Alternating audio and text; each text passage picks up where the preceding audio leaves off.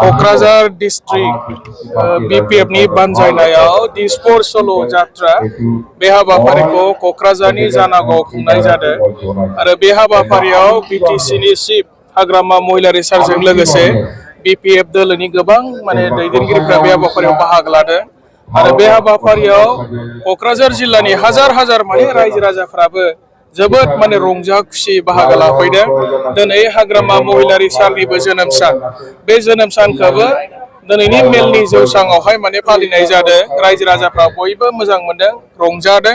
हाग्रामा सारनिबो जोनोम सानजों लोगोसे दिनै बिपिएफ हान्जानि बेसेबांबा गेदेर मोनसे रेलि दिसपुर सल' जात्रा बे हाबाफारिखौ खुंनाय जादों आरो जोंना थांखिया बेनो जे बिटिसि ओनसोलाव गासै 15टा एसेम्बलि माने सीट दङ बेनि मादाव 15टानि मादाव 15टा जोङो एमएलए फोरखौ देरहा होनानै बिटिसि ओनसोलनि जौगाखांनायनि खामानि मावनो थाखाय जोङो दिसपुराव फाथायहरगोन आरो खमैबो 7निफ्राय 7सिम जोङो माने मिनिस्टार बिना लाबोनानै जोंनि बिटिसिखौ जोंनि बड'लेण्डखौ जोङो जौगाहोनायानो जोंनि थांखि आरोखि। लाइमोनफोरनि 2 लाख होनाया सोलिबाय थागोन। दाखालि बावै टटेल 5000 जोङो अलरेडि माने चेक होबाय आरो इलेक्शन जोबग्रोमोना अनादार माने 15000 15,000 लाइमोनफोरा माने 2 लाख थाखा मोननो हागोन प्लास माने जोंनि बिटिसिनि आरोबाव माने एडिशनेल 5000 चिफ मिनिस्टारा होलांनाय 15,000 प्लास जोंनि बिटिसिनि 5000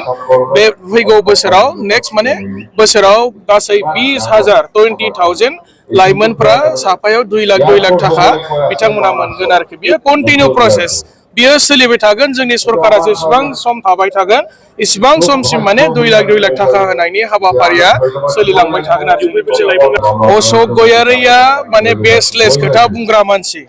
इउपिपिएलआव बेबायदि मानसिया गोबां दङ अशोक गयारिमोन बायदि आरो बिथांमोन बायदि बेसलेस खोथा बुंग्रा जुक्ति गैयै खोथा बुंग्रा मानसिया इउपिपिएल राजखान्थि हान्जायाव अभाब गैया आरो बेनिखायनोथ' बे बिथांमोनखौ माने रायजोफ्रा गाज्रि मोनो।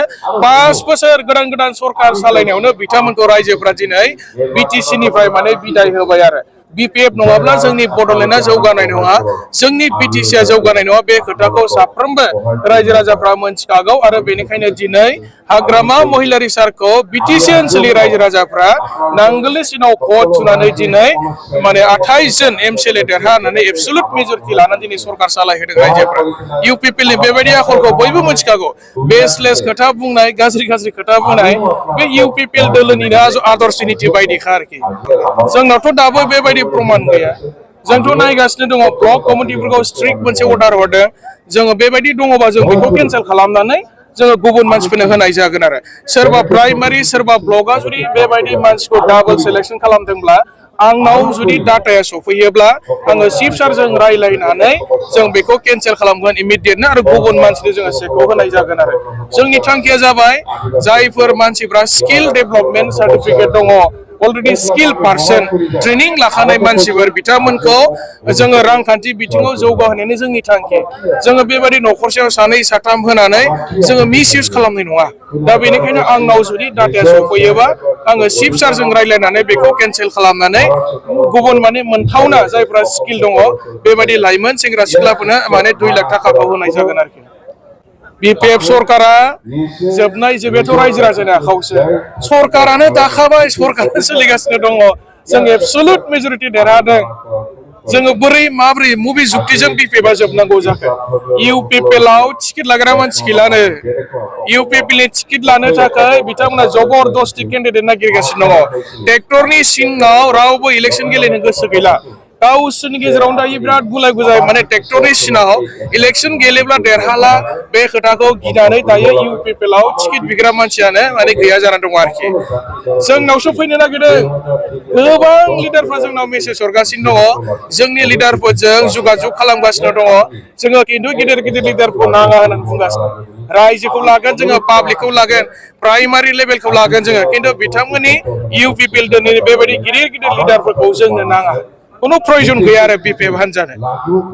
15टायाव 15टाबो देरहागोन। जोंहा एनडिए एलायन्स दङ नेशनेल डेम'क्रेटिक एलायन्स बिथांमोनजों जयन्टलि इलेक्शन गेलेगोन आरो बिपिएफ हान्जाखौ फेजेननो थाखाय दायो आथिखालाव बिटिसिआव माने स्ट्रं अपोजिशन पार्टी दायो गैथ'आ।